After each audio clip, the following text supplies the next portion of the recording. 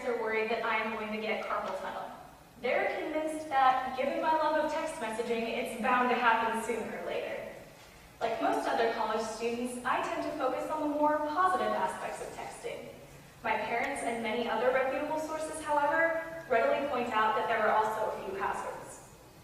Today we are going to explore several socially and medically beneficial aspects of text messaging, as well as some potential dangers involved in this popular pastime.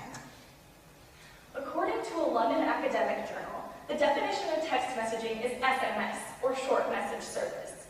It was initially a byproduct of the mobile phone industry, a method by which cell phone service providers contacted customers. No one expected it to be as popular as it is now. Texting serves as a social outlet. It is often easier to text things to certain people that we wouldn't normally talk to face-to-face. It is also a leisure activity. When we're bored, we text. And when that boredom sets in, it's a good thing that texting is a way to get people together. It is easy to send a mass text to a lot of people with the time and place of a gathering. And that's pretty convenient. We can also communicate with people while we are unable to talk on the phone. This could be in quiet places such as doctor's offices or classrooms at your own risk. While we are on the subject of doctor's offices, texting has also been implemented as part of a treatment plan for both diabetes and bulimia. As part of the aftercare program, physicians send motivational and goal-oriented text messages to patients. This treatment is individualized and helps doctors stay in contact with their patients. Texting has clearly become a large part of our culture, especially with things like Twitter and Facebook for your phone. We are constantly connected. While there are some advantages to being constantly connected, there are also some dangers, such as texting while driving. We've all been there. We're driving and we hear the telltale jingle of our text message alert, and we're tempted to at least read it, if not respond to it right then.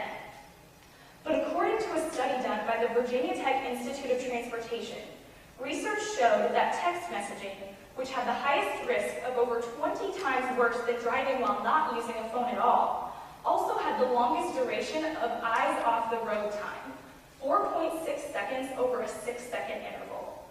This equates to a driver traveling the length of a football field at 55 miles per hour without looking at the roadway. In several states, text messaging while driving has even been made illegal. For example, Governor Arnold Schwarzenegger has made it illegal in California as of 2008.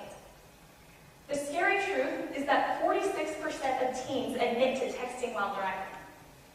This amounts to nearly half of us driving the length of a football field at 55 miles per hour without looking. Unfortunately, the road is not the only place where texting can distract us. In my high school, texting was not allowed, and punishment for doing so was strictly enforced. But did it happen anyway? Absolutely. In my college experience, the attitude of most graduate teaching assistants and professors seems to be that if you text during class and miss out on learning, it's your loss. But what about outside of class? Do you ever find yourself impossibly distracted from a paper or a homework assignment? Your phone could be the culprit.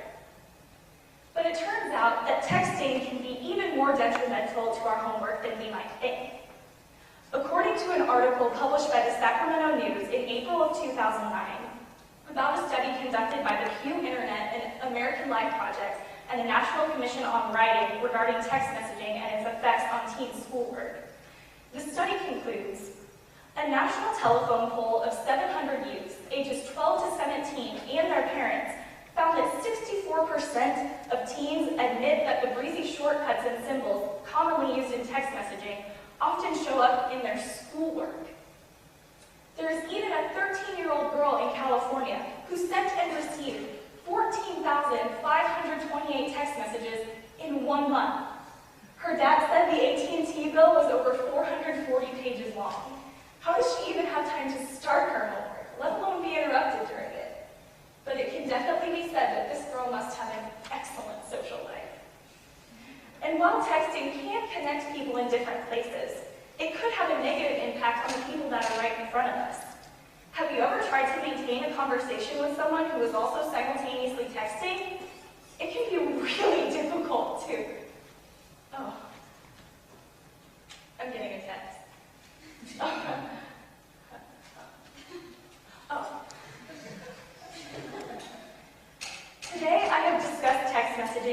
positive social outlet, an emerging medical treatment, a potentially lethal distraction on the road, and a means of procrastination from schoolwork.